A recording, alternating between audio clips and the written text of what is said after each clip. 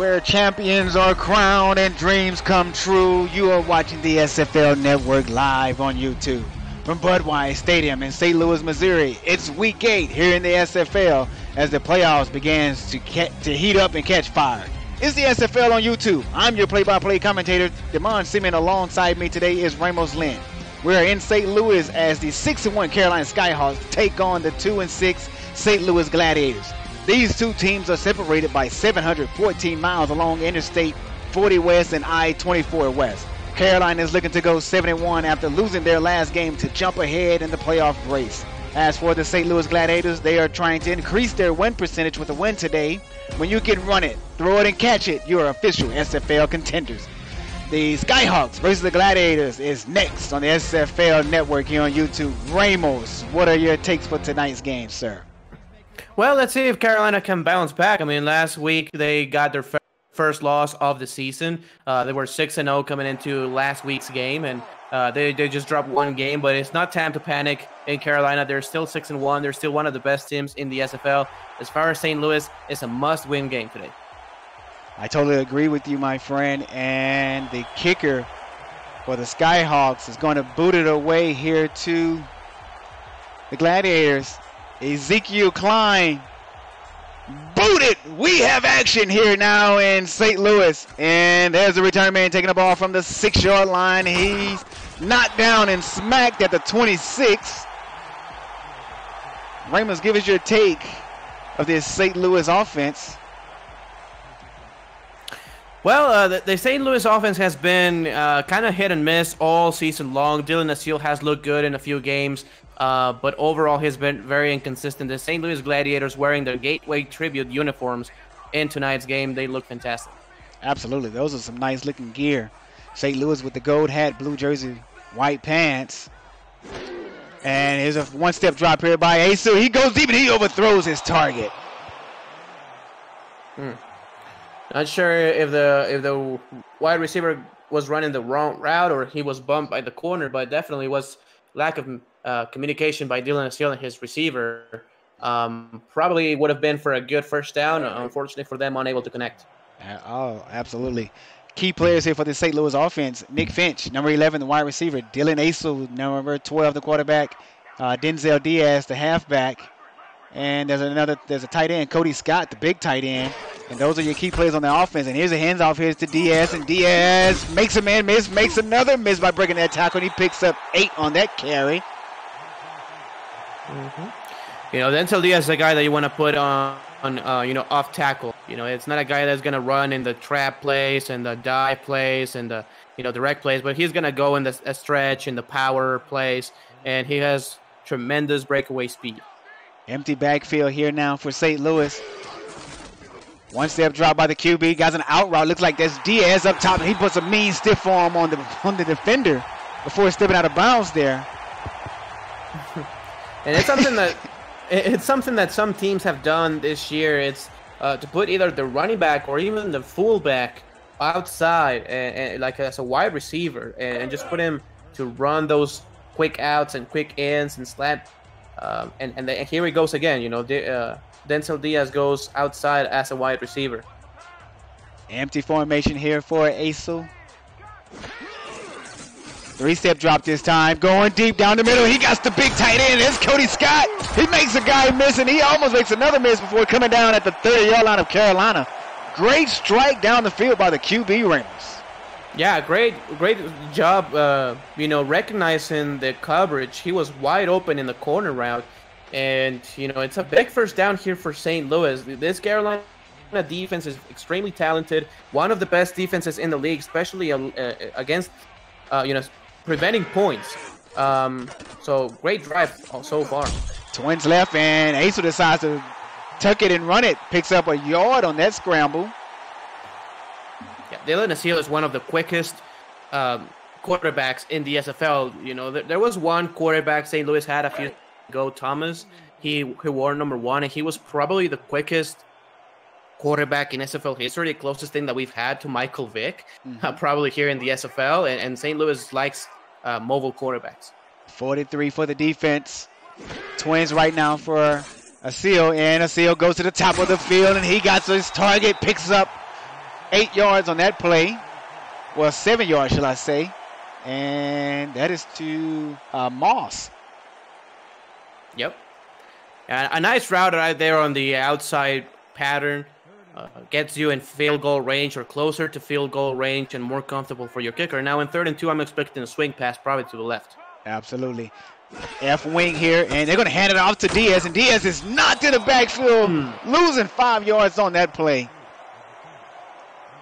And that is Hatley.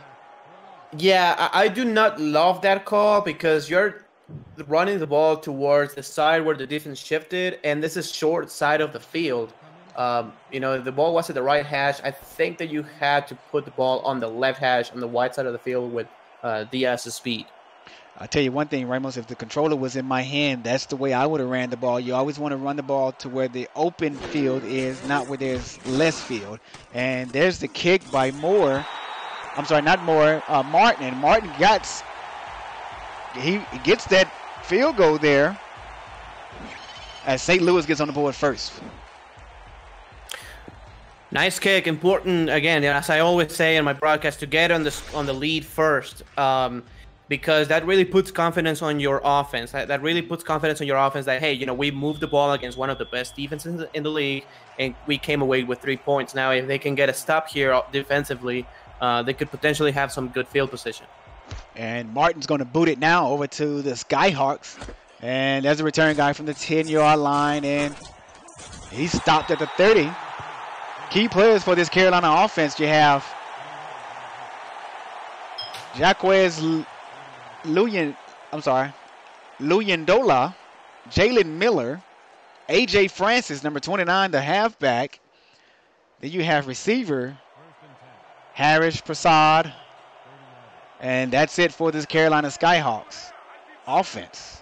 And they're in a trips left here for Luyandola, and he hands it off here to Francis, and Francis knocks a guy over. My goodness. Yeah, it's two very good running backs we will see in this game, Damon, where it's two very different backs. You see Denzel Diaz is a very shifty guy, quick guy. You put him outside the tackles, and you have A.J. Francis, number 29, the Mondstadt, who you put, between both tackles and just put people on their back. So two very different running backs, two very efficient running backs. 7-step drop by Luyandola, and Luyandola is almost sacked. Wow. Shane Masters comes away with almost a sack there, and Luyandola did the smart thing and threw it forward to get that thing out of his hands. I didn't see a receiver. It probably could have been intentional grounding or so. I think they will rule that A.J. Francis or the fullback were in the vicinity, but that's incredible pressure by Shane Masters on the first play, passing play, that is. Correct. And give it up for this St. Louis front seven, not allowing A.J. Francis to get things going. And that's a 3 and out for the Skyhawks on their first possession, Ramos. Yeah, and that's Shane Masters again. And I'm surprised about the call. I know that your quarterback got hit in that throw, but that's obvious passing situation. So I think that you can see this drive too easily with a handoff on 3rd and long. And here's a punt here by the Skyhawks. And that's Scott Davis. And here's the return, and he's knocked down as soon as he catches that thing. Maybe got a yard or so. St. Louis is going to take over that 26-yard line. And key players for this Skyhawks defense, we didn't get a chance on the last drive. Sir Chappelle is the free safety, number 26. And you have Julius Williams, DN, number 52. You have Monroe, number 77, the defensive tackle. John Gregory, number 91, the DN. Here's a handoff here to Diaz, and Diaz puts his hat down, runs the guy over. The little general is getting rough out there. Yeah, a huge hit by Sir Chappelle on that one, just prevented the first down. And we see now the power on Diaz's shoulders. He just puts the hand down, and he demonstrates that he can run people over as well. Christopher Collin, number 93, the defensive tackle, and inside linebacker Phil Hall. And Shervon Prasad also is the other defensive players for the Skyhawks. And here's the little general, Diaz, And Diaz picks up a first down on that 27-yard scamper. Wow, that's a great job by the offensive line on sealing the edge on the outside on the left. We will see here on the replay. Look at the offensive line. Number 65 pulls, and he just destroys one of the defenders. And Denzel Diaz is with his speed, with great patience, runs behind his fullback and his offensive line, and just picks up huge yardage. And you know, if you ask me, I would say that St. Louis have to keep Diaz involved in this game plan in order for them to win this game. They can't get away from him. There's another handoff here to Diaz, and Diaz is smacked upside the head right at the line of scrimmage. Didn't pick up a yard at all. Yeah, and we see here the Carolina Skyhawks defense, what they're capable of doing. You know, and this is why this team was 6-0 before last week. It's just incredible defensive play. They were averaging about, or allowing only 14 points per game. And this is just a tremendous unit.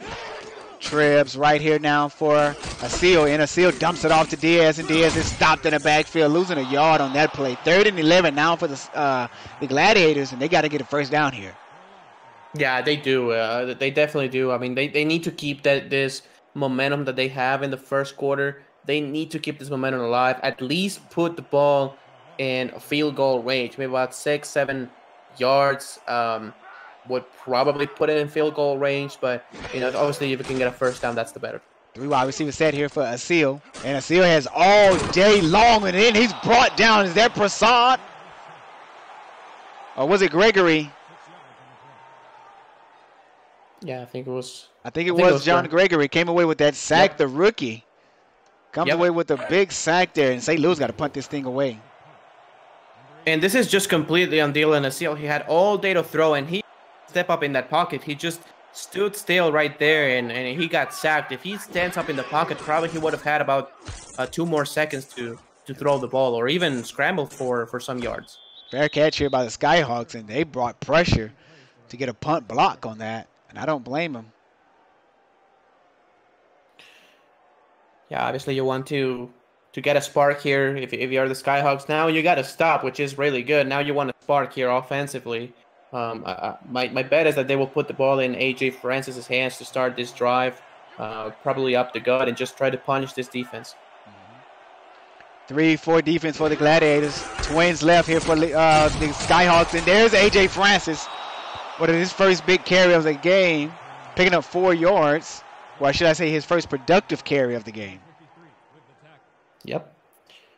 Yeah, A.J. Francis is just it's a guy that, you know, you're not going to tackle him on first contact very often. He always or almost always breaks that first tackle, and it's really impressive to watch, and that's why he's one of my favorite running backs in the league.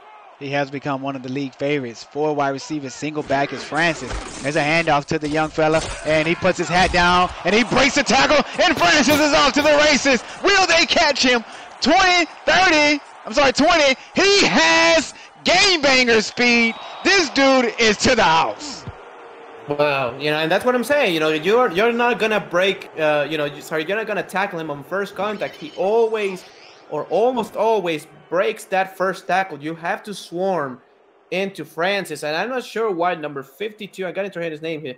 Number 52 was doing terrible pursuit on the ball carrier. He just gave his back against the running back. That was awful. And AJ Francis.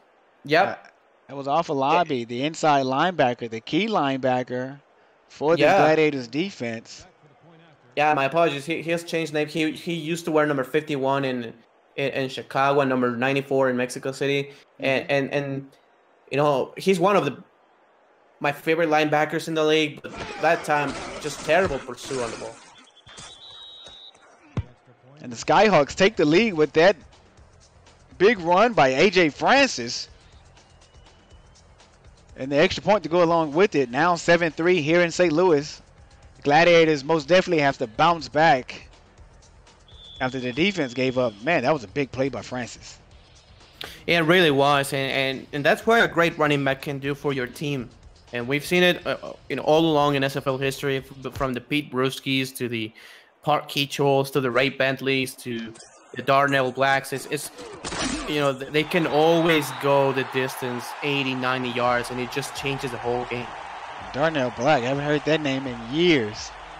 Yeah. Tell you one thing, he's missed in Houston.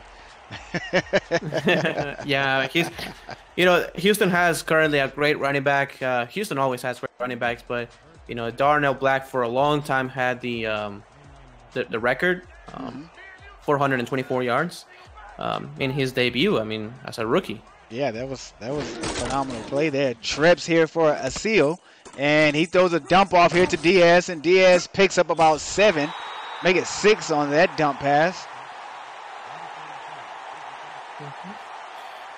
You know, and you want to put the ball in Denzel Diaz's hands as much as you can in so many different ways. You know, you put him on the outside on runs, but you also toss the ball to him. And we've seen him go spread out wide as a wide receiver and just run routes as a wide receiver and been successful. So that's why you pay the big bucks to a running back, just to do everything.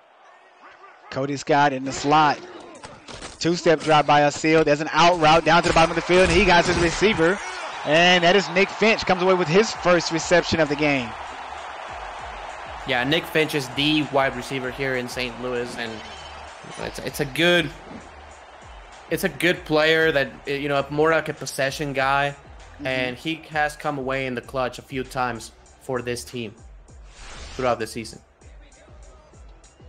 If I'm not mistaken, I believe that Finch is the only key receiver on this St. Louis offense. And yes, he is. Yeah, he is. He is the wide receiver here in St. Louis. Shotgun formation now for St. Louis. Twins right. 3-step drive by Seal, and Seal got another out route to the top of the field, and he got his man. He picks up the first down. And trying to catch a number on the receiver. And that is Tito Moss. Yeah. And Tito Moss is the non-contracted player, came away from the practice squad. He's been in the practice squad for a couple of seasons, and they activated this he's been active for the whole season, and he's a number 2 guy. He's not better than Nick Finch. However, I've seen him, you know, catch some passes throughout the course of the season, and he has pretty good hands for a non-contracted player. There's a handoff to Diaz, and Diaz is stopped right at the line of scrimmage. Give credit on that tackle to outside linebacker Willie Van Dyke. Awesome pursuit by that young fella, not allowing Diaz to get going or pick up any large yardage there. Yeah, this Carolina defense all season long has shown a lot of speed, especially on the defensive backfield. 3-3 nickel here for the defense. 3 wide receivers set for St. Louis. And there's another out route to the bottom of the field. That looks like Tito Moss again. Oh, no, that's Finch.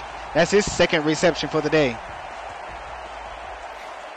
Yeah, and slowly but surely, I mean, that puts the ball in a 3rd and 6 situation, which is way better than 10 or even longer than that. So I like the play call. I think that Nick Finch could have turned the corner and get a couple more additional yards, but you know, still it's a nice call. 3rd and 6. I think that you will need to throw the ball to your big tight end here.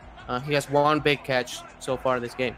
Looks like Cody Scott is in the backfield. Looks like a king spread. Tito Moss at the top on a post route, and he got the reception. 1st and 10 for the Gladiators at the 14-yard line of Carolina. These Gladiators are now knocking on the door of the Skyhawks. That's a nice concept. I like the play call as you say.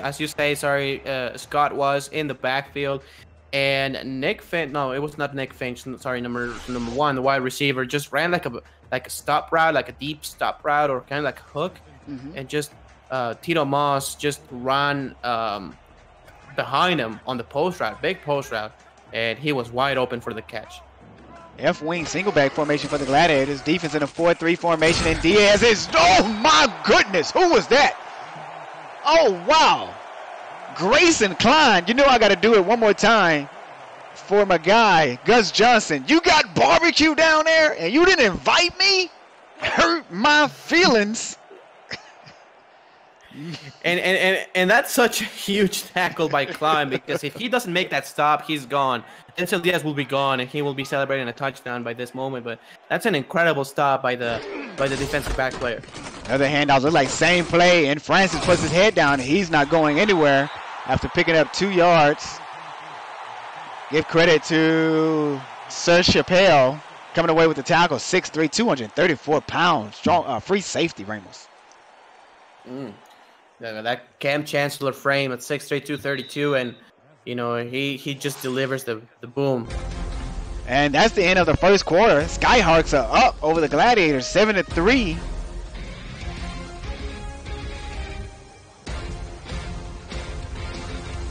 It looks like the Gladiators are going to come out here 3rd and 6, 3 wide receivers. 3 wide receivers set. Tito Moss at the bottom. Nick Finch at the top of the field. There's a 3-step drop by a Seal, and a Seal got an out route in. That pass is dropped by Finch. I'm sorry, I take that back. That's Cody Scott. Yeah, and that's a great hit by the Carolina Skyhawks defense. It was a timely hit, preventing that catch. I mean, either way, it would have been short, but preventing that catch, stuffing them for a 4th down, and now St. Louis has to kick a field goal to get within 1. And Ramos, this is going to be a 27-yard field goal, 26-yard field goal here for St. Louis. That's the fist blocked, and the blocker picked it up. Will they catch him? And he stopped at the 37-yard line. Wow, what a play. Wow. you don't see that in the SFL that often. Blocks, you see him, but the fact that he picked up the ball and ran it to the 37-yard line is something that you don't see very often. And this could completely change the game. This could be right now, because they're almost in field goal range, at least a 6-point swing. Let's see if Carolina can take advantage of it and score 6 points instead. Single back left here for Carolina. They hand it off here to A.J. Francis, and Francis picks up 4 yards on that play. Stopped by a host of Gladiators. That's Francis, 96 yards. I really like the call. It was a power play to the left, where the left guard pulled to the left in the off tackle, and and that's something that you want to do with this Carolina scheme, is just putting your running back in one-on-one situations in the backfield, because the guard will pull to the left and pick up a linebacker. So now it's about the corners. There's an encroachment on the defense, and handoff here to Francis, and Francis picked up another scamper.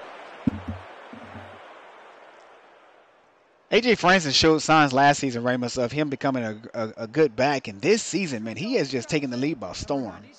Yeah, he has, and he just got paid to begin this season. He got a huge contract, and he's just living up to expectations. I mean, this is a team in Carolina who are en route to be in the playoffs just for their 2nd time in their history, and for the first time, if they win today, they will have a winning record.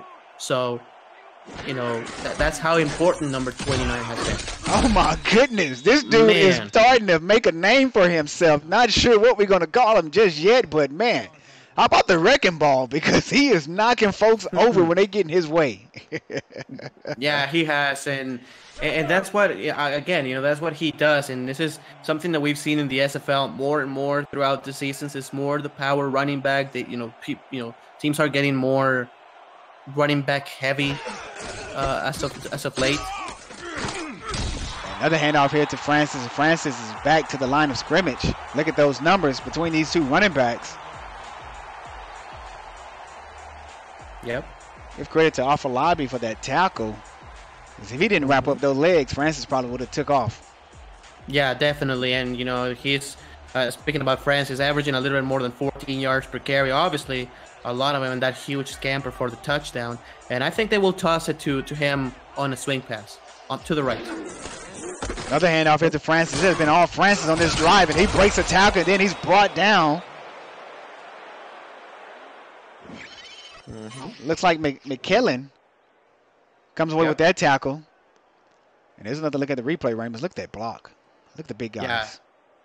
Yeah, big block, and another big-time tackle in the open field, because if not, that's a touchdown. And this is where St. Louis's defense needs to tighten up. They have 2 big defensive linemen. This is when they have to impose their will on the offensive line. Twins right for Lynn Dula. He takes a 4-step drop, sorry about that, and dumps it off to the fullback, and nothing doing as he stopped right at the line of scrimmage. Looks like he fell behind the line of scrimmage. That's Freddie Greer. Yeah, not sure. You know, there was nobody open down the field, so he had to check it down to the fullback. And but overall, I did not love that play call.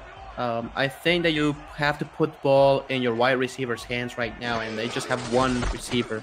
Power eye stretch here for the Skyhawks, and nothing doing as Peltier comes away with that tackle in the backfield.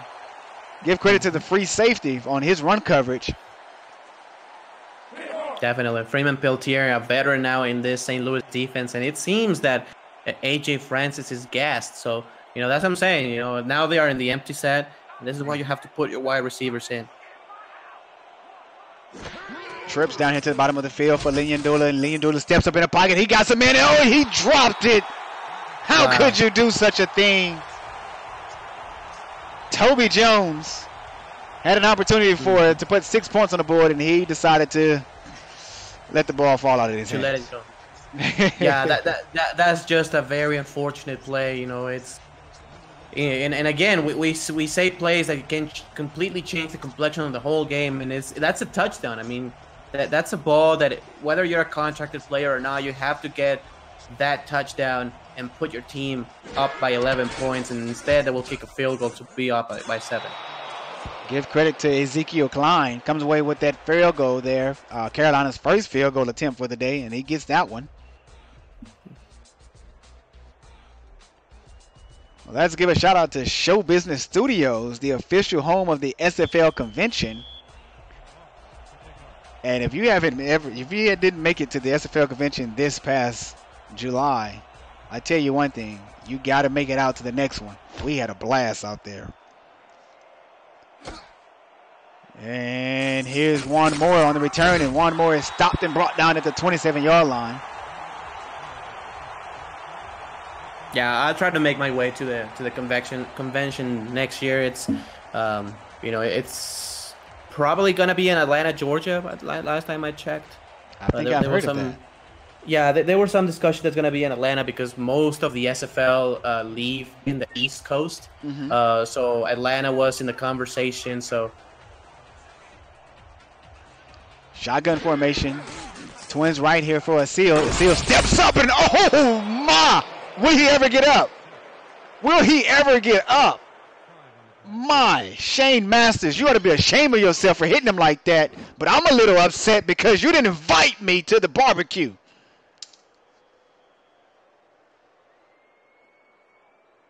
Ouch. Ramos, you still there? Or is you just breathtaking as well as I am?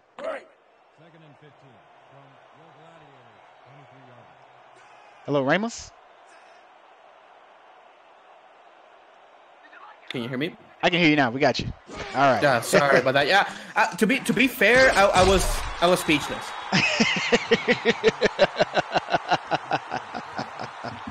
Man.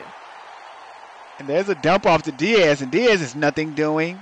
3rd and 11 now for St. Louis. St. Louis had one good drive, and they have just synced since then.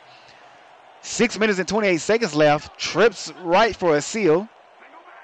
Looks like Cody Scott up to the top, or maybe that's Nick Finch. 5-step drop for the QB, and he throws down the middle of the field, and that pass is incomplete. A seal's calling for pass interference. Yeah, he will not get it. I think he was either asking for pass interference or a late hit, but it was just Butterfingers by his wide receiver, and a very unfortunate play by the St. Louis Gladiators offense. They will have to punt the ball, and they had a first down on their hands. Ramos, not see if you can see the chats, but Lord Destro Productions, also known as the SFL's president, they say Ramos went to the cookout. And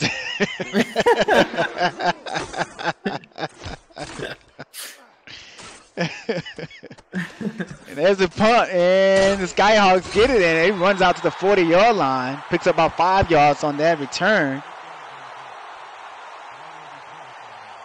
And that is Cameron Walsh on the return. And now is the opportunity for the Carolina Skyhawks to really start doing what they've done what they did in the first 6 weeks, which is just punish the defenses. By the fourth quarter, defenses were gassed of stopping AJ Francis, and I think this is what they have to do. Yeah, that's a second false start offsides or encroachment for the St. Louis Gladiators. I'm surprised that the Skyhawks didn't take advantage of it and go deep. Mm-hmm. Yeah, I'm surprised too. Even though it seemed nobody was just running deep, I think they were running just short routes like slant routes and whatnot, which was the reason why. But yeah, I agree with you, Damon. I think that if you recognize that as a quarterback, you have to chuck the ball deep and just see what happens. I mean, you have nothing to lose.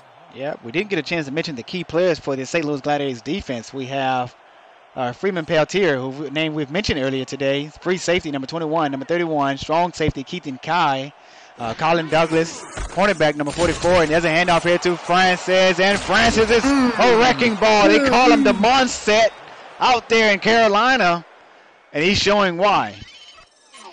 I mean, get off me. I mean, look at the outside, bam, and Afolabi as well. I mean, and Afolabi's having a rough first half against AJ Francis, and he's one of the best linebackers in the league. Has been one of the best for the past 3 or 4 seasons. Former Sparrow, Wildcat, and Aztec, and just having a rough half today.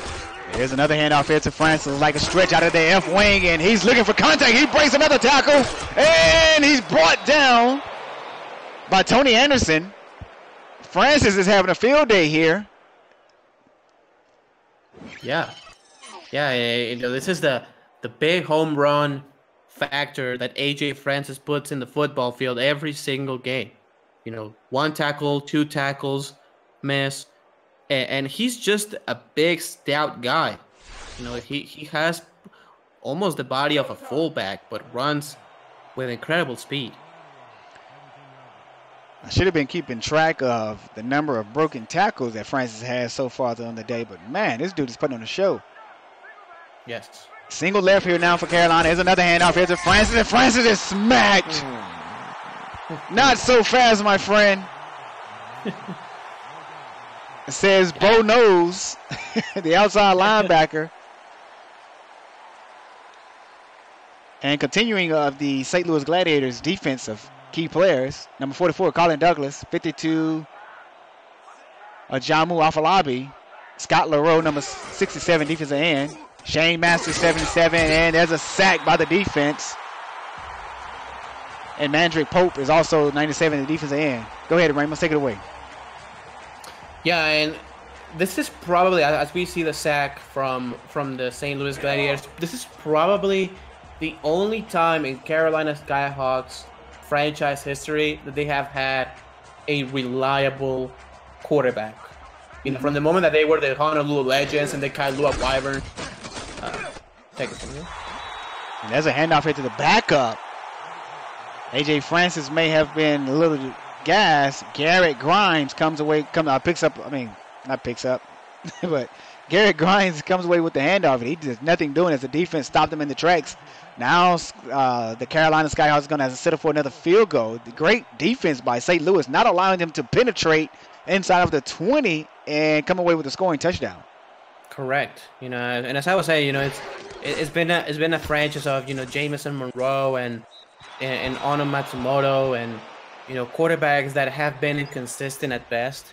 And now finally they got Jack Luyendula out of the San Francisco Sharks, who played for the Sharks last season and had a very good second half of the season, and now they seem to have their reliable quarterback for seasons to come. Luyendula has showed why he's deserving of that big contract he signed during the offseason. Luyendula was in talks with Houston with signing with them, but went after the big contract in Carolina, and he's well deserving of it after what they have been doing so far this season. Here's one more on the return, and one more is knocked out. Dan Powers showed his power on that tackle. Really has, and this is 2 teams that are not division rivals anymore right now, but man, they can hit each other tremendously, and the offensive players are also punishing the defensive players. We've seen AJ Francis, Denzel Diaz put their shoulders down and just run over people. Here's a stretch here for Diaz, and Diaz got room, and Diaz breaks the tackle, and he's smacked and knocked out of bounds at the 45. 7.9 average there on 71 yards. And just got his longest carry of the day, a 27-yard scamper right there. Great job by the offense. Beautiful job. I think that was a tight end on the outside, making up a huge block that just sealed the edge and just sprung Denzel Diaz for a huge carry. Serge Chappelle comes away with that tackle, the free safety. Twins right here now for a seal. Diaz in the backfield with him. 5-step drop for the QB, and he's sacked. Looks like Masters again. I'm sorry, not Masters, but Monroe comes away with his second sack of the game, I want to call it. Yep. And he hit him on the blind side. You know, he was not expecting that. And that's just a terrible job by the offensive line. Number 66, he was just blocking the air instead of blocking the defensive tackle coming in to make the pressure and the sack. I don't think Carolina has even made a pass attempt this game. If they have, I may have missed it. Trips right here now for a seal, and a seal's going to the top of the field. He got some receiver, and that pass is deflected, or was it dropped? That was Cody Scott, the intended tight end. And I think it was deflected, and then Cody Scott was unable to have the reflexes. No, it was just dropped. Yeah, he just dropped that.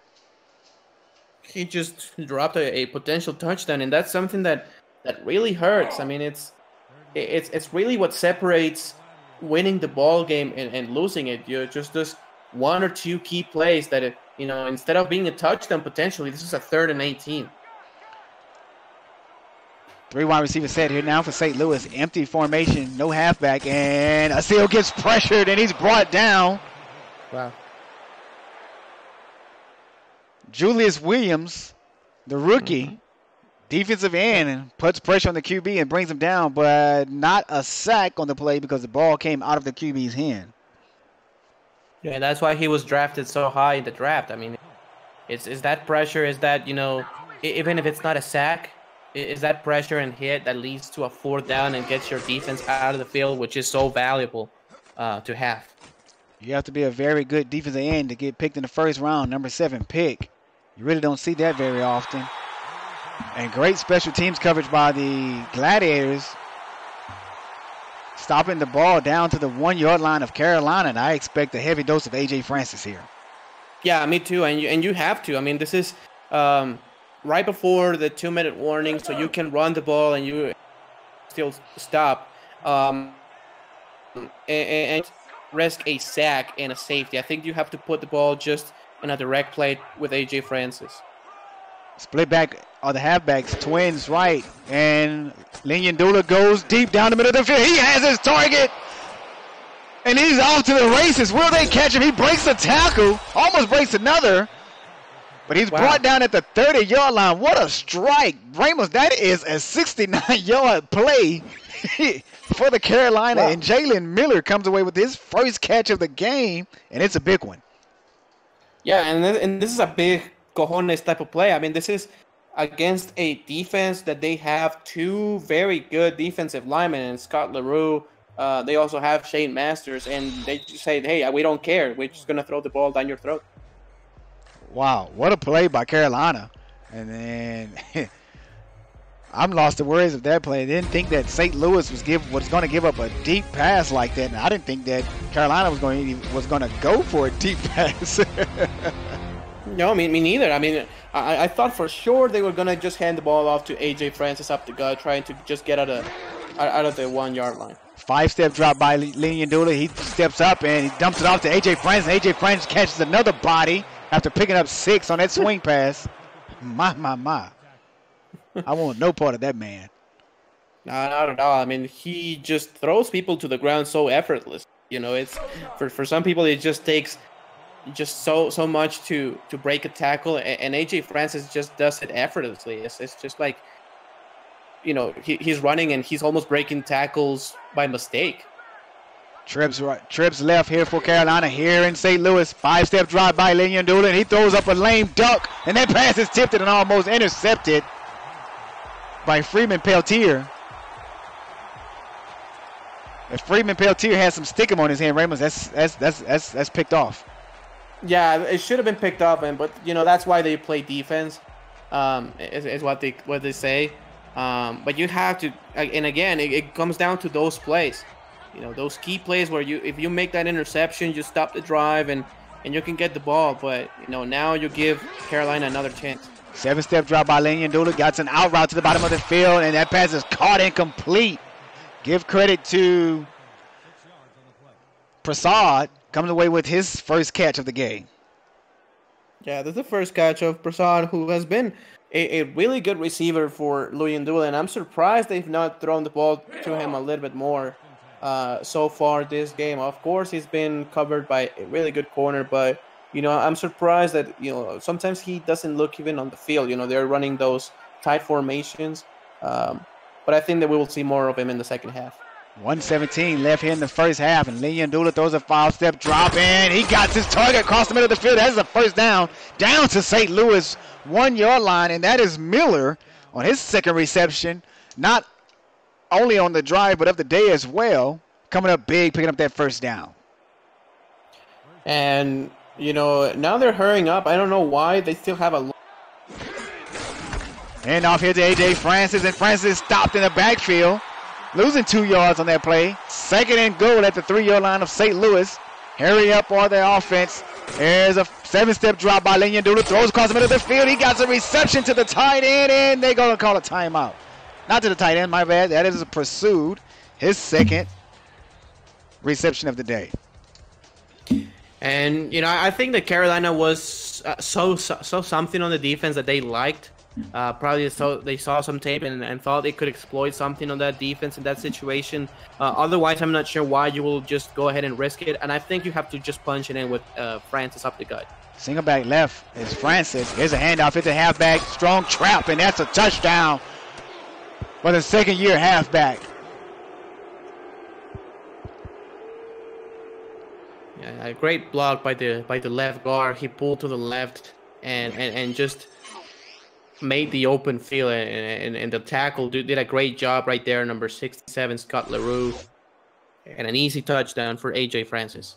And I'm going to tell you something here. I'm going to share a little information here with you guys that are watching this game. There's 2 other guys that have made that play there. Single back left, strong trap, a whole lot famous than A.J. Francis. They go by the name of Ray Bentley and Dwayne Lane. Oh.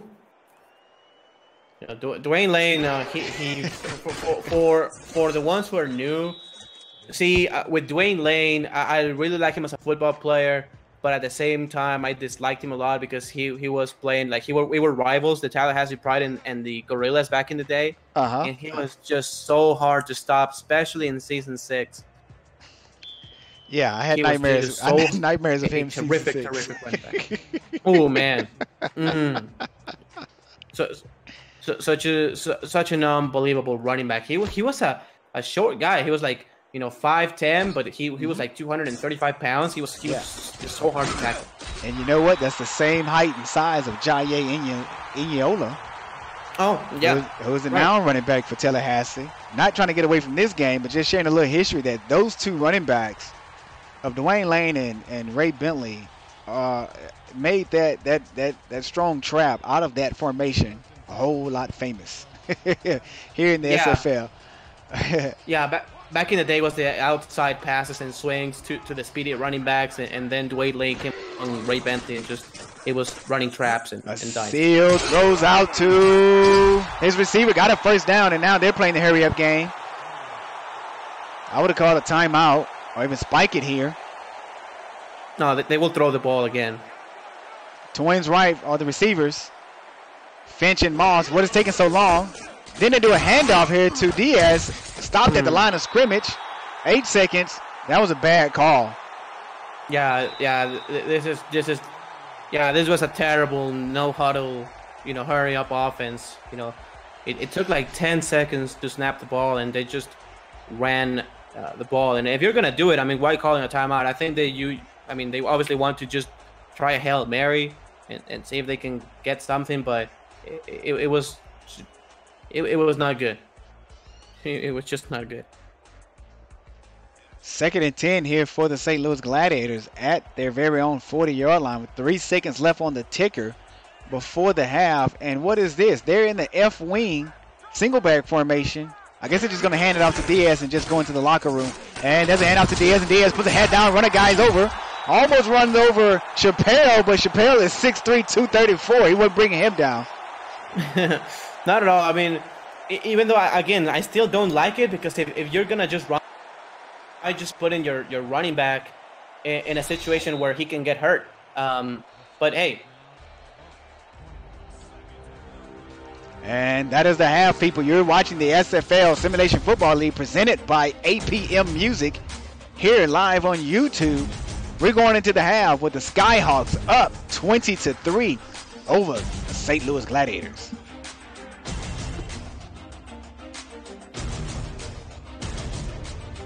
Ramos, what you think so far of this first half? And how can St. Louis get back into it? Yeah, I think that for them to get back into it, they just need spark defensively. I mean, by huge spark, I mean a big interception by Colin Douglas, or a pick six by, Freeman Pilk, something like that, or a big splash on special teams to get back into this, because the offense is not working really well today. I think they need to involve Cody Scott a little bit more in the second half. But overall, I think it's going to be on that defense, giving this offense a chance to come back.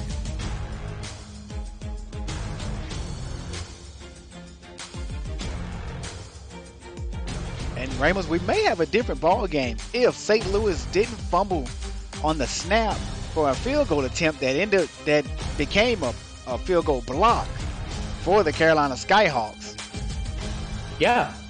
No, I mean, definitely. I mean, a huge play like that on special teams or stuff like that is something that completely can break you the game. I mean, it's instead of getting 3 points, not only you do not get the 3 points, the other team gets them, and it's just on your confidence and on your momentum. It's just a huge letdown. It truly is. I mean, after driving the ball all the way to get in field goal range, to have it ended up like that, it's just a huge letdown. It truly, truly is. There's another look at A.J. Francis. Man, he has just been putting on the show thus far. 160 yards in the first half of football for that young man.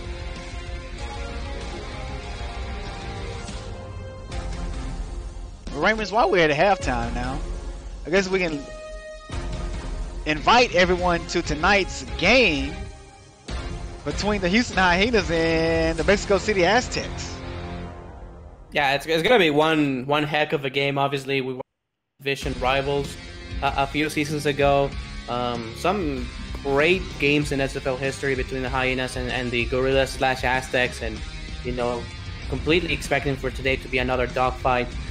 You have 3 of the most experienced all-pro football minds ever, with yourself, with 80 Gage, with myself. So I'm 100% expecting a tremendous ball game tonight. I think it's going to be one for the ages. As you stated, there's always been close, outstanding games between Houston, Mexico City / Santa Fe Gorillas.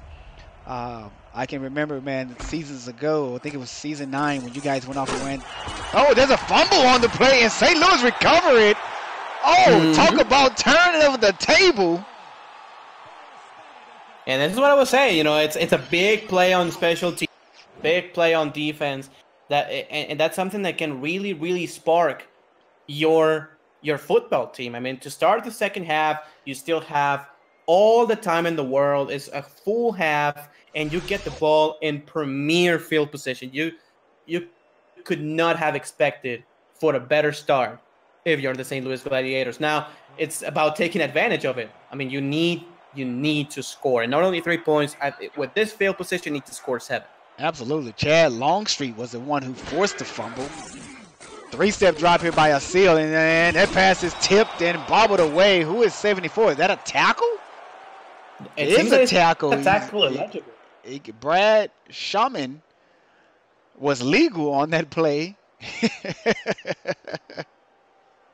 Yeah, he's a tackle eligible, and after a big turnover, you want to do a spark, and you want to go for the juggler. In this case, you know, they try to put in the trickery, having the tackle illegible on the reception, but it just didn't work out that time. Twins left here for a seal, and there's a false start by the defense. And a seal dumps it off to Diaz instead of going deep, and Diaz almost picks up the first down, picking up 9 on that swing. I would decline it. Yeah.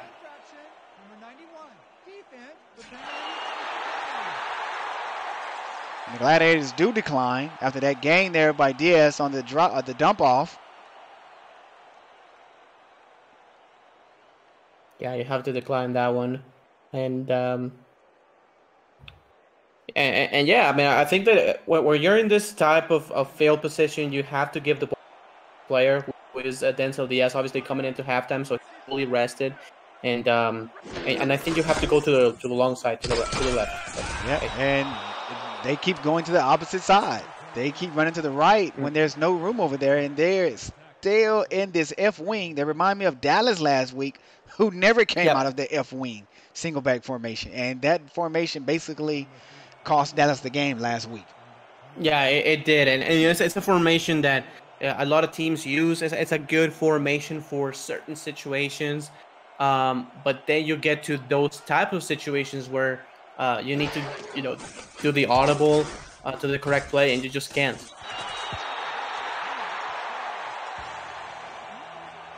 That's a 40-yard field goal there by Martin. Right down the middle, but I'm pretty sure that St. Louis wanted 6 on that drive after coming away with that forced fumble.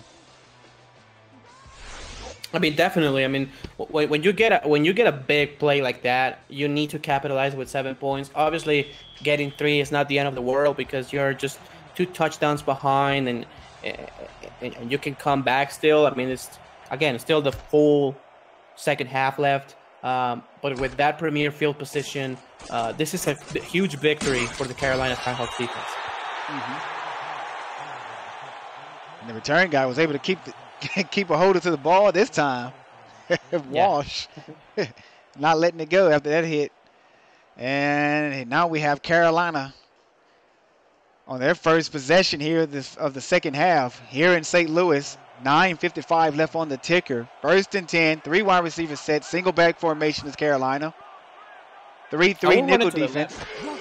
I agree with you. And there's Francis, and Francis breaks the tackle, and he's off to the races. He's at the 50, the 40, the 30. He's another game banger with speed, and he is in the end zone.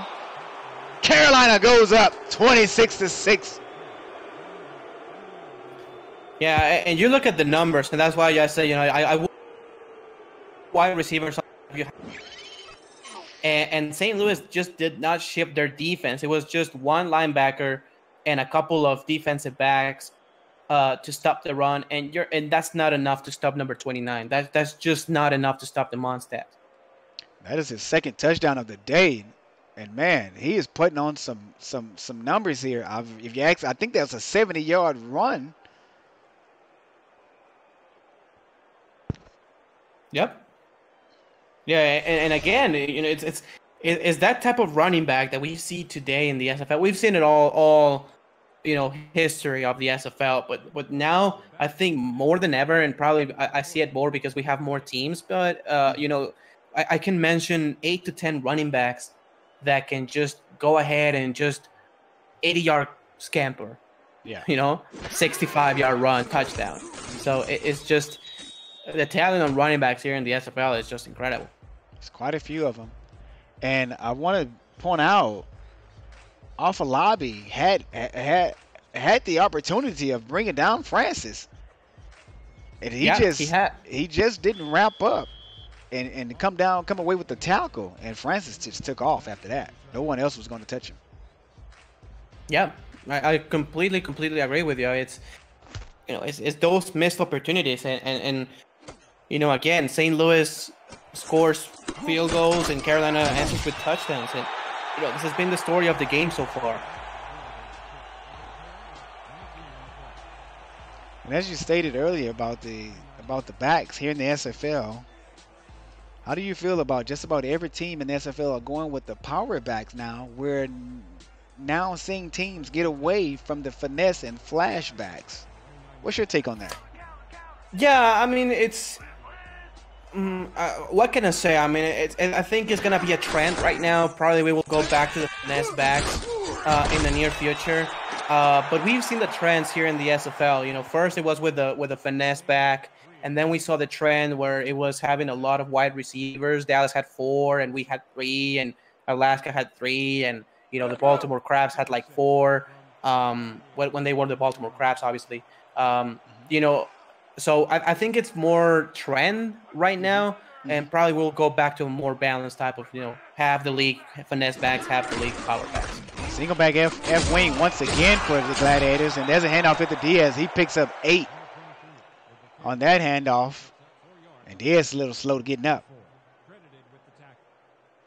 Yeah, but does, and you know he is the guy in this St. Louis offense, at least. You know, obviously Dylan Seal is the quarterback, you know, the captain of, you know, but you know, Denzel Diaz is the motor of this offense.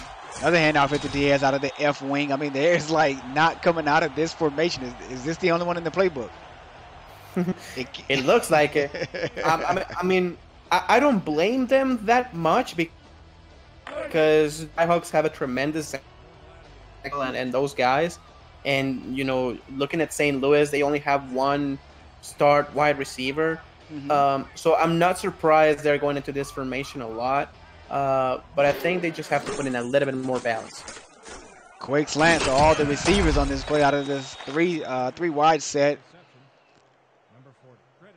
And that is Cody Scott coming away with his 2nd reception of the day.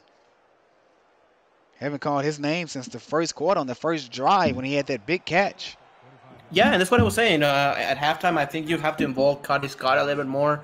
He's also 1 star player that you have on your offense.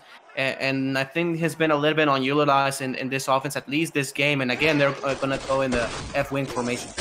F-wing formation once again, and it's a handoff hit to Diaz. And Diaz almost gets the first down, 1 yard short.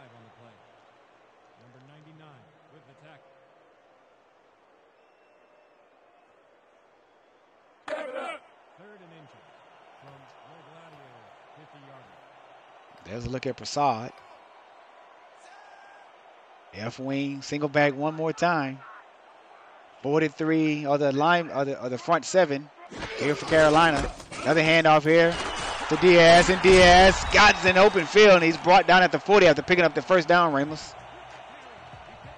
Yeah, and this is important. This is the time with St. Louis. There's no time to lose right now. You're down 21 points, and you need to score this drive. You cannot wait any longer. A good tackle in the open field, by the way, and good blocking by the offensive line of St. Louis. And I think this is a time where you have to involve your tight end a little bit more. Probably just try to throw the ball in mid-range, probably like a 15 to 20-yard range pass to Connie Scott. 3 wide receivers, and that's a dump off here to Diaz across the middle of the field, and he's smacked after picking up 3 yards. Sam the Man is asking in the chats, Ramos, is this the first season Carolina has had this good of a team? Yeah, I mean, definitely. I mean, I remember back in the day when they were the Kailua Wyvern, they had guys like Oda Matsumoto and Noel Kreis and Yuya Aiba, and they were just so inconsistent, and it was just a team that probably won the first game, but they just completely faded away at the end of the season. They changed to the Honolulu Legends. Back in season 5, they had a tremendous defense, and just the offense couldn't score. At the end of the day, the defense magic just faded as well, and the team didn't make the playoffs. Then, obviously, with James Klein, the Carolina Skyhawks started with a bumpy start. Jamison Monroe era. Oh, here's a handoff here to the backup, and the backup's going to score a touchdown. Wow. Here for the St. Louis Gladiators. Give credit to Peter Kissinger coming away with that big run. Wow. Peter Kissinger, I mean, learning something from Denzel Diaz. It's a job by him on just recognizing the blocks on the offensive line, and just a great run. I mean, he was completely untouched, and a big job by the offensive line. As I was saying, you know, Jamison Monroe and you know, the other guys, you know, were against inconsistent at times, showed some promise defensively.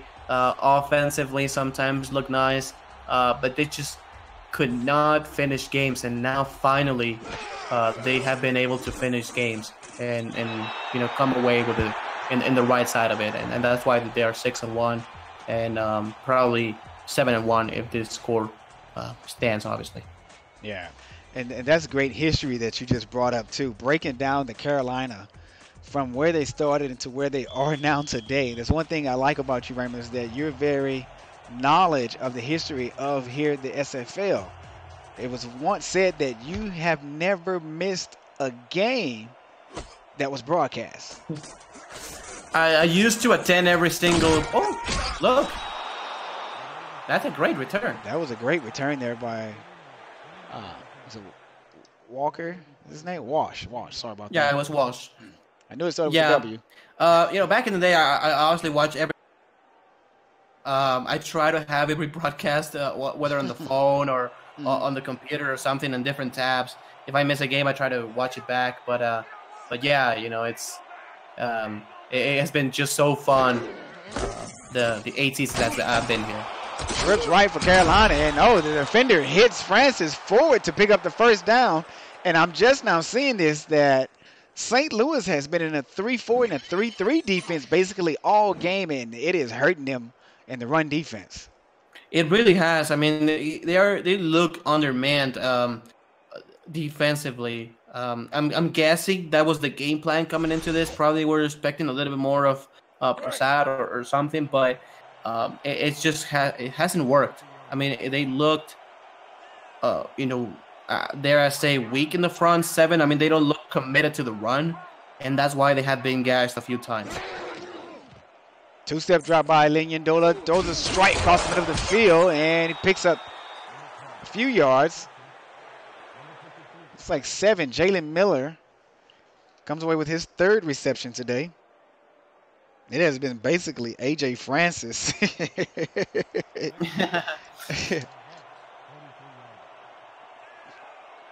Here in St. Louis, 4:33 left in the third quarter. 3 wide receivers set here for Carolina. 1 tight end. He goes out on a route. And that play is to Miller once again, across the middle of the field. I take that back. That's not Miller. It's Welsh. Mm-hmm.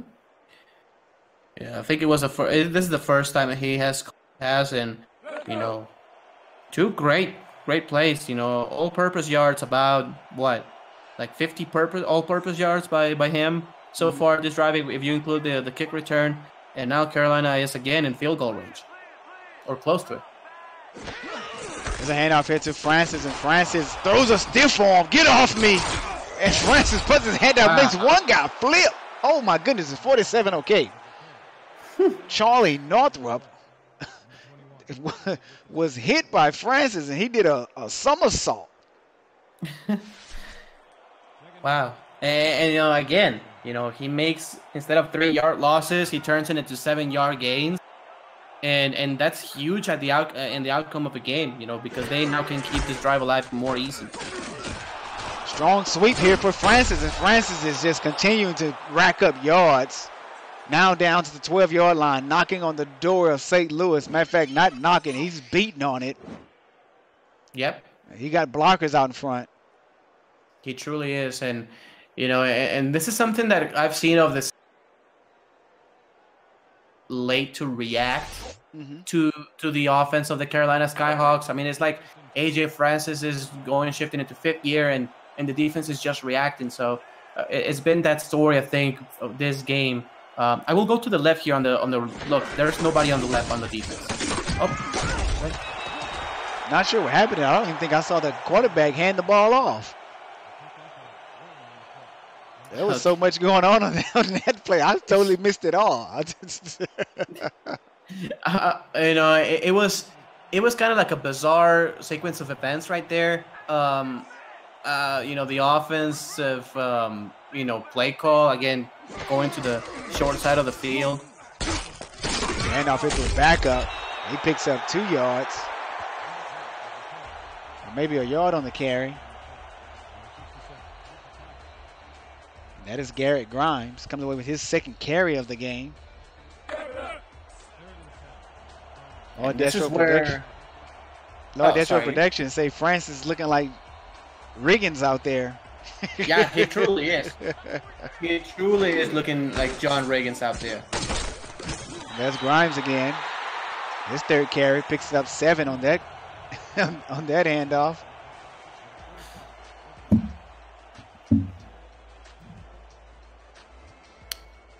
But you know, it's a nice half a stop here for the St. Louis Gladiators because I mean it will be a 3-possession game with a field goal, but at least you keep it to 17 points instead of 21. So I mean, who knows? With a good return, with another splash play by Denzel Diaz before the third quarter is over, you never know. Great job by the defense not allowing Carolina to get into the end zone, but having them settle for 3. CZ25Y says AJ Francis is Johnny English 2.0. And Johnny English was a tall, big guy. I mean, he was like, what, 6'4", 6'5", or something like that, 240? Correct me if I'm wrong. Yeah, he was like 6'4", 245. And I think that's a fair comparison, but I like AJ Francis more because AJ Francis is way faster than when Johnny English was. Johnny English was a fast back to his size and had some breakaway speed. But I like AJ Francis. I think he's more agile, and I think he's faster to when he gets past the line of scrimmage, he can, run from people. There's a stretch in that outside linebacker was waiting on Diaz, but Diaz smacked him. But then he stopped in the backfield.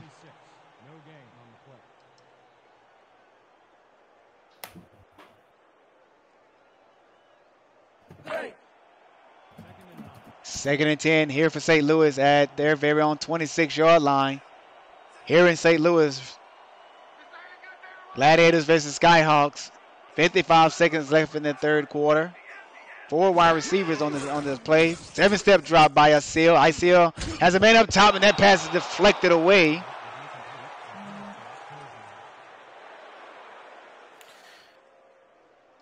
And it's a third down, and the last give the ball back to AJ Francis and this offense so quickly.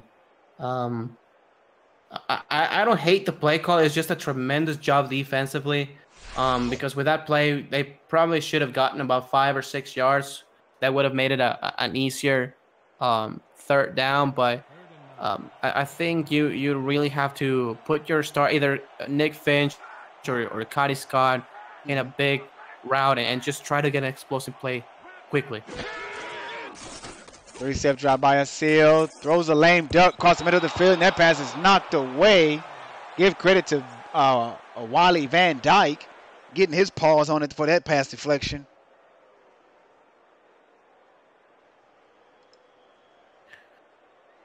And exactly what it couldn't happen just happened. Again, 4th and 10, and number one, obviously you do not come away with points. Number 2.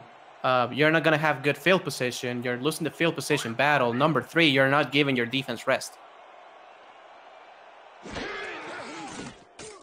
And there's a punt by the Gladiators. That was close. And Wash on the return. He maybe only picks up maybe a yard on that return.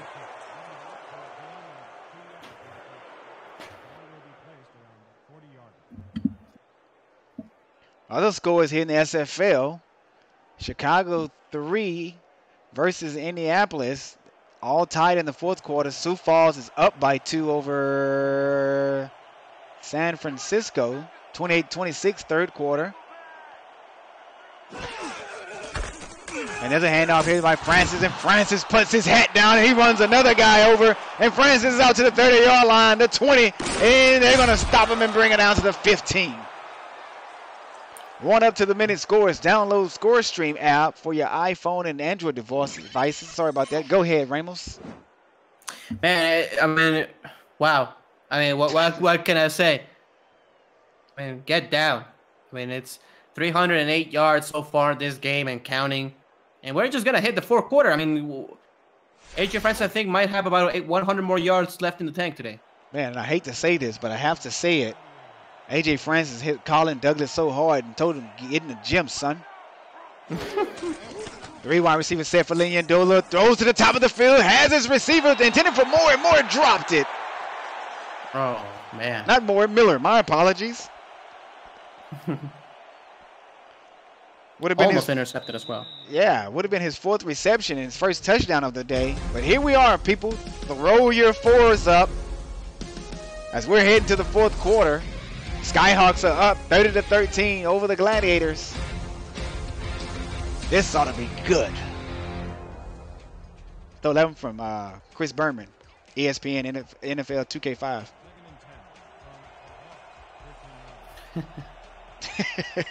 Hope it wasn't copyrighted.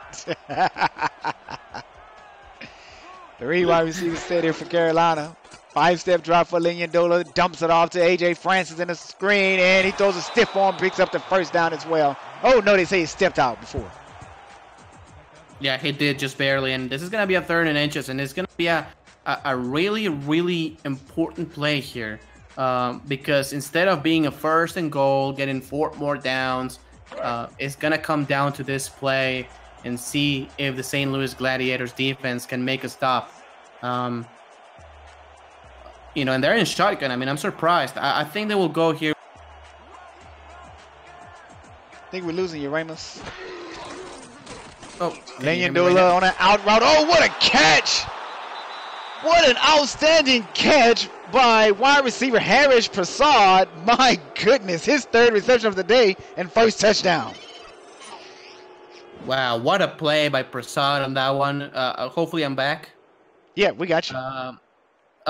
Yeah, and sorry, I did call. Man, I cannot say I called it because it's like, but I did have to go with Prasad because he was completely uncovered. I mean, and you know, pre-snap, you could see he was completely wide open, and St. Louis just did not adjust, and just Carolina made him pay. You're right about that. Carolina for sure made them pay on that play. You have to take cover for every man, a hat on the hat, as they used to say. Make sure everyone's covered. Yeah. That increases this Skyhawks lead.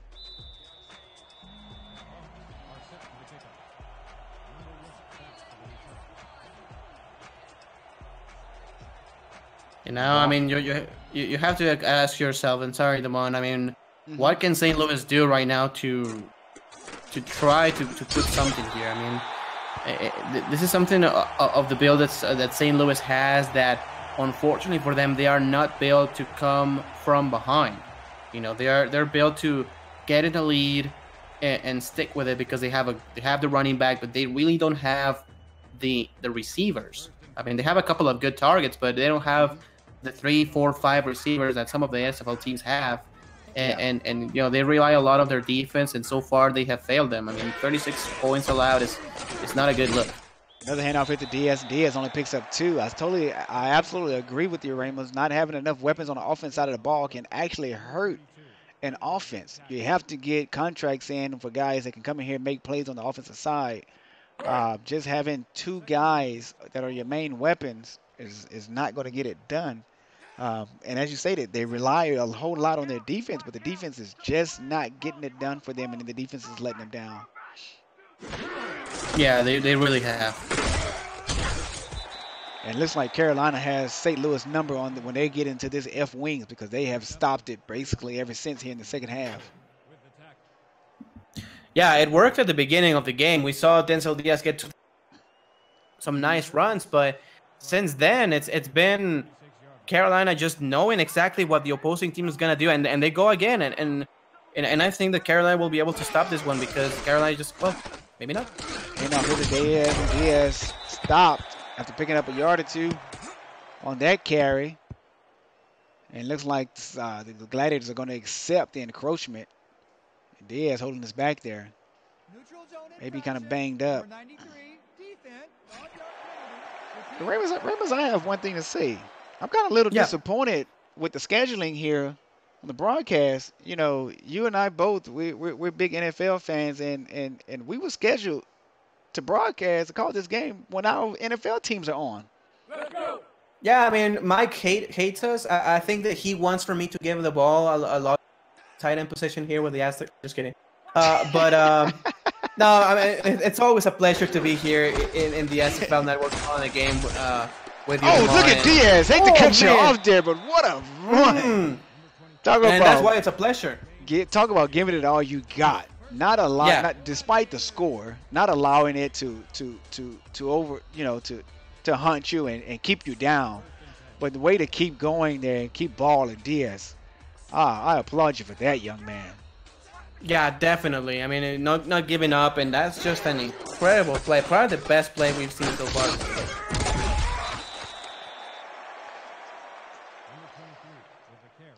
I'm going to ignore Destro saying the Cowboys are losing 50-0. I have the game recorded. I am not paying attention to any social media or anyone else. I like to watch it after I finish doing what I'm doing. Only a Redskin fan will say something like that. F-wing single back for the Gladiators once more. And looks like Carolina's going to bring blitz. And Diaz is dropped at the line of scrimmage. Chappelle come away with a big hit. And Denzel Diaz by this time of game, I mean, he's been running the ball all game long, and let's be honest, he does look gassed. I mean, now the backup running back is in because Denzel Diaz needs a breather. Kobe Bryant Jr., number 8, the halfback, Peter Kissinger. He gets the handoff. He's stopped in the backfield. See, this is, as you stated, by St. Louis not having the weapons at the wide receiver position. This is what happens. You get into a run-heavy situation here because your key player is your running back, and this is what the AI is going to read. It's going to read to feed him the ball. Right. Yeah, I mean, definitely, I completely agree with you. And I think that's something that St. tried to address here in the off season, trying to get more weapons to a seal, or something to just fix. It's something that has haunted the St. Louis Gladiators for a few seasons now. The fact that sometimes defensively they have a nice game, but they are unable just to score more points at the opposing team. Yeah. So it's something that I think needs to be addressed for St. Louis. That obviously is good to have great talent on the defense and have many players, but also that for you to win games here in the SFL, you need to be able to score points consistently. And I think they lack a little bit of firepower. Absolutely. Lynn under center, 3 wide receivers set. 7-step drop here by the QB. Steps up in the pocket, got an out right to the top of the field. Both toes are in, first down. And that looks like Miller coming away with his 4th reception. And the 2 receivers for St. Louis only have 2 receptions apiece. Yeah. And that's Cody Scott and Nick Finch. That means that St. Louis has not passed the ball as much today, or just couldn't able to get those guys to come away with receptions. This here looks like ace quads. Both receivers are in the slot. Here's a handoff here to A.J. Francis. Francis is hit hard after picking up 4 yards. Coming away with that tackle was Freeman Peltier.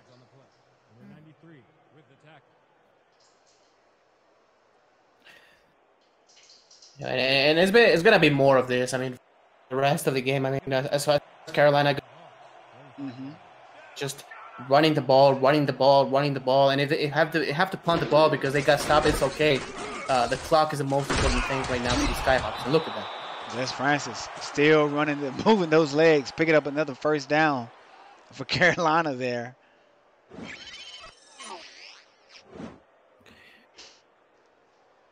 Going to the outside, and again, it looks like the St. Louis defense is a little bit late to react. I mean, A.J. Francis already has the ball, shifting to 3rd gear, and the defense is kind of still trying to figure out what's going on. I mean, it looks like it, at least.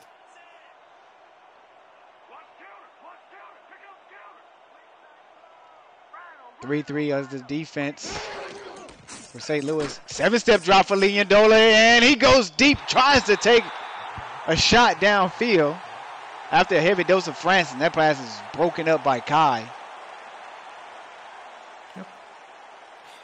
And it's something that it's a strange play call here by the Skyhawks. I'm not sure why you will throw the ball when you have the game basically won. I mean, you don't want to give St. Louis a shot at all. I mean, you want to run the ball, and again, if you punt the ball afterwards, it's okay. What's important right now is to, keep the clock rolling and just keep the possession of the ball. There's a pass out to the top of the field to Miller.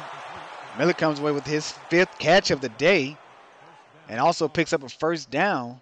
Leondola has been making some nice throws when when they decide to throw it. Which I say smart throws. Yep.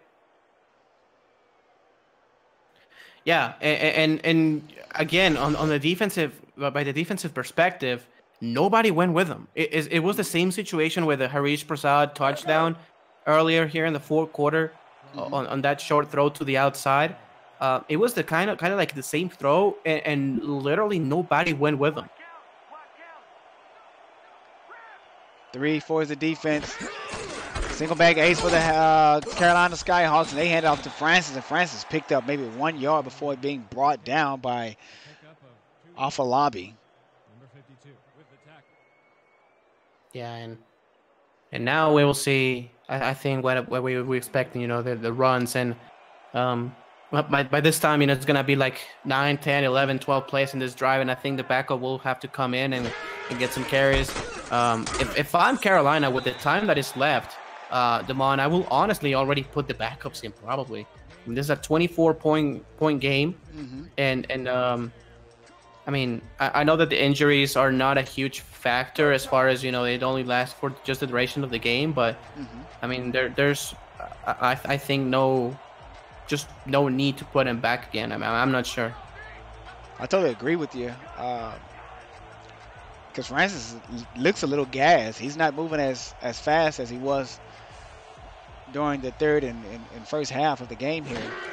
And Leondola lets the play clock goes all the way down to 5 seconds. There's a pick. Looks like Colin Douglas comes away with his first big play of the game. And again, as I was saying, it's why do you want to give the ball to St. Louis and just give him another shot? I mean, it's the game is pretty much won, but again, why? If you can run the ball and if you can take care of the football by the duration of the whole game, I mean, why just throw in an interception? It's something that I don't understand, but let's see if the Carolina Skyhawk defense can make another stop. 3-3 is the defense. 3 wide receivers set here for a seal in the Gladiators. And he's stopped and brought down. Trying to get a number on that truck. Or should I say a license plate number? That's Christopher Collin. And there's a dump off to Diaz, and Diaz is stopped at the line of scrimmage. 3rd and 16 here in St. Louis. The Gladiators are at their very own 17-yard line with 3 minutes and 37 seconds left on the clock. They're hurrying up back to the line of scrimmage. And a seal on the snap, and he steps up in the pocket, and he's hit again. Man, he has been taking some shots this game, Ramos. That time by Christopher Collin once more. Yeah, and that's why the Carolina Skyhawks spend money on their defensive line. They brought in a pass rusher, number 52, Williams, in the first round of the draft, and that's why they just stacked their defensive line this season, just to put pressure on the quarterback. And now they just pin their ears back. And I'm not sure why in 14 they're running this formation again. Yeah, this formation has hunted them all game long, and there's a seal on a scramble there. And that's a turnover on downs. Yeah, it was just a seal just, conceding this game because, I mean, he had nobody to throw the ball. And I mean, there's just wide receivers and tight ends running short routes. I mean, do you see Cody Scott? He ran like a 5-yard stop route. I'm not sure why when it's 4th and 16, but yeah, it's just an unfortunate, sequence of play calling here. And here's a handoff here to A.J. Francis. He's still in the game. I was trying to see if it was Grimes. Yeah. You know, AJ Francis getting closer to the 350-yard mark, which it's a milestone that few running backs in NFL history have been able to get. You know, Darnell Black did it. Johnny English has done it, did it as well. And, you know, he will be, if he can get to that mark, he will be just in a select group of running backs who've been able to get more than 350 yards in a single game. That's a nice class to be a part of. Christopher Cologne has been playing very, very outstanding on that defensive line for Carolina. And there's A.J. Francis picking up another big play and a score again. Wow. That look at the fullback, number 44. I mean, doesn't do like a crushing block, like a pancake block, but it's just enough to give Francis the opportunity to go and get another score for the Carolina Skyhawks, who just are piling it in. And you know, point differential is something that it could be important here in the SFL. So it's just that, you know, being unsportsmanlike and just score more and more points, rubbing it in. It's just the fact that here in the SFL, point differential could be the tiebreaker that could potentially get you the number 1 or the number 2 seed, or could potentially even get you in or out of the playoffs. These Skyhawks has just been balling all game long, and as you stated, Brady Greer, number 44, he has been paving the way for A.J. Francis with these great blocks of his. Reminds you of Lorenzo Neal back when he played for the Tennessee Titans and the San Diego Chargers, paving the way for Eddie George and LT, LaDainian Tomlinson, that is. Yeah. Yep. LaDainian Tomlinson. Yeah, it does remind you. He did remind me of Tony Richardson for the Kansas City Chiefs. Me as a Broncos fan, I hated going against that rushing attack with him leading the way. You know, back in the day with Priest Holmes and those guys. But you know, that's what Carolina has done this game, is just put AJ Francis in a position where he can get in the open field and just run over people and just have a tremendous game. That's a dump off to Diaz. The St. Louis Gladiators goes out to a heavy up offense now. 3 wide receiver set here for the Gladiators. A seal goes deep to the top of the field, and that pass is overthrown. And I think that we should have seen this more 2 quarters ago. I think that it was an overthrown and whatever, but you know, we see how they do have their place in the playbook where Cody Scott goes deep, and they do have plays where, you know, they can get big chunk of yardage. We saw Tito Moss also, I think, you know, going a big post route, and they've just been so conservative all game long, and it's still now they have thrown a ball over 20 yards. I'm not sure if there's something wrong with Dylan Aseel's arm or something, but you know, it's kind of strange. Not sure what that was we just saw, and not sure if he's having some issues with the arm, but he might. He had just been off target all game long. Only, I count 4 completions. We may have more than that. Well, yeah, probably. To the big name receivers, I've only got 4 completions to them. But yeah, you're right. He does have more completions. I forgot dumping it off to Diaz. Yeah, and you know, Tito Moss has had maybe about 3 or 4 catches, and yeah, but you know, it's not enough. And this is what, you know, going back. As we see another sack. Going back to it, it's just the fact that it doesn't seem that they have enough firepower. It's like if the number 1 option is covered, they don't have a number 2 guy. Yep. Oh my, he had Kobe Scott wide open in the middle of the field. Yep. We couldn't see who there was on the sack. 1st and 10 for Carolina. Too much time on the clock for them to kneel it. And Grimes is in the game now. They have taken out the starters. Grimes picks up 1 yard. St. Louis called their first time out.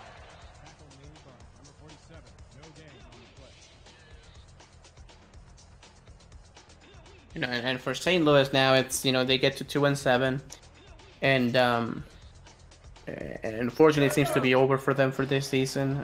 Not sure if that will completely eliminate him from the playoffs, I'm pretty positive it will. It will, but you know, for them is, you know, just keeping your head down, just do not this, you know, just shift gears and go to the next season. Oh, and look at Grimes Man. showing his impressions of AJ Francis. Running over 2 guys on that play. Picking up the first down as well. And Carolina's going to continue to run clock. Wow. You know, when you're clicking on all cylinders, it's just so hard to stop you. You know, regardless of who the running back is back there or who the quarterback is back there. I mean, the Carolina Skyhawks have been this team all season long. You know, that's why they are 6-1, running 7-1, and they will be in the playoffs. And there's the first knee there taken by the Carolina Skyhawks. And the Gladiators call their final and last timeout.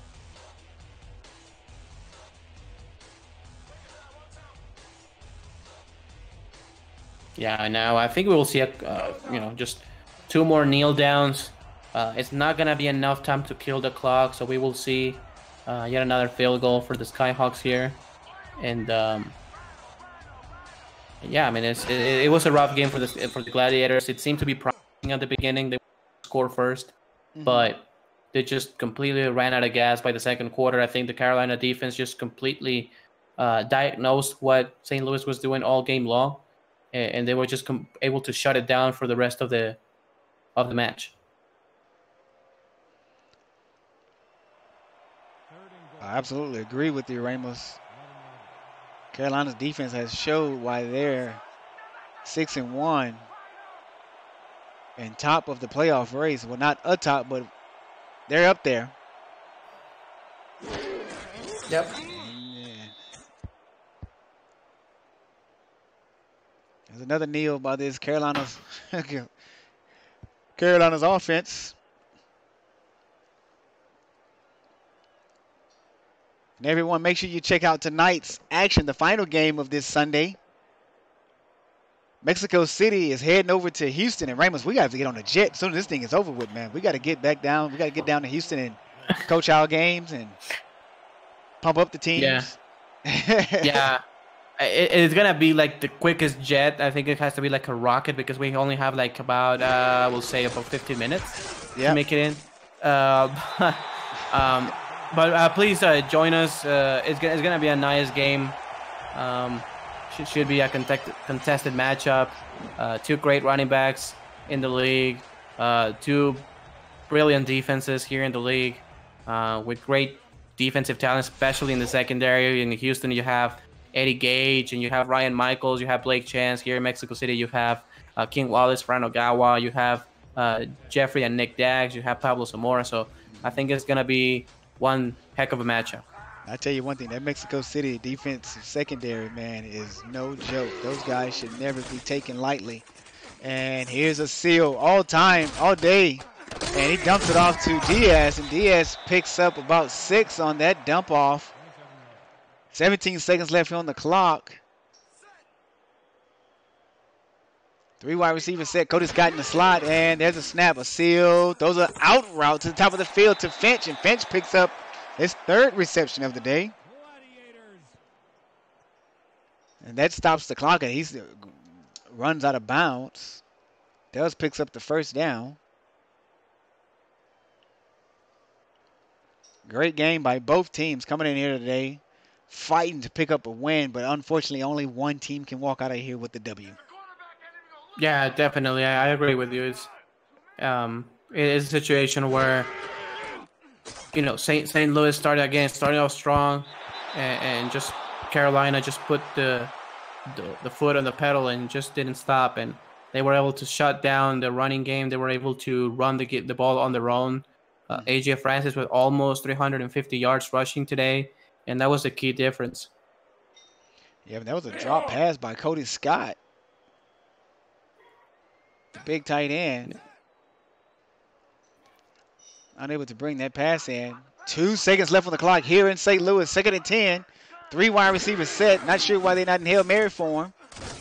And there's a quick strike across the middle of the field, and that's it, people. That's the ball game. This one is over as the Carolina Skyhawks walking to the Gladiators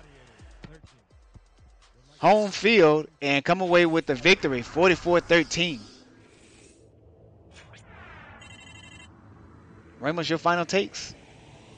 Well, I think that we saw a Carolina team to control the game and to play as they wanted to. Just giving the ball to AJ Francis all day long, which has been their motto all season long, and they will continue to be for the rest of the year. And a team with St. Louis that it's just the fact that they ran out of gas, it seems, by the second quarter. And by the time their successful plays were diagnosed by the Carolina defense, they just really did not have an option B to go to. So basically, that's what it is. I think that Carolina was able to adjust successfully right from the get-go, as where St. Louis was unable to switch gears and make the adjustments on the road. Yeah, absolutely. That's a great breakdown of this game, how everything played out. It was just too much AJ Francis for this St. Louis defense. I mean, they were in a formation all game long that basically hurt them, as we stated earlier. We pointed out that they were in the 3-3 and the 3-4 defense. Sometimes it works versus a good run team, and sometimes it doesn't. And today, it just didn't work for these Gladiators. And AJ Francis is just one heck of a man who just took over the entire game plan for Carolina. Or maybe that was their game plan, to just heavy doses of him all game long. And Lynn, knowing his role, and was just making some great decisions besides that INT, which we just saw there in the passing game. Yeah, completely. And this is the Carolina Skyhawks team that we saw the first 6 weeks of. That one loss that they got, that's not who they are. I mean, that's not what they are this season. Probably in season past, where they were consistent, probably, yeah. But this season 11 is a complete different story. AJ Francis, look at that, 347 yards, 4 TDs, 16 receiving. I mean, that's like 10 billion fantasy points. So. And hey, everyone, I'm Simien. He is. Supposed to say your name, Ramos Lynn. We're signing out. Make sure you catch Mexico City Aztecs versus the Houston Hyenas live tonight on Twitch at 7:30 p.m. Central Time. Chris Curtis and Andy Hamilton will be on the call. Good night, everybody.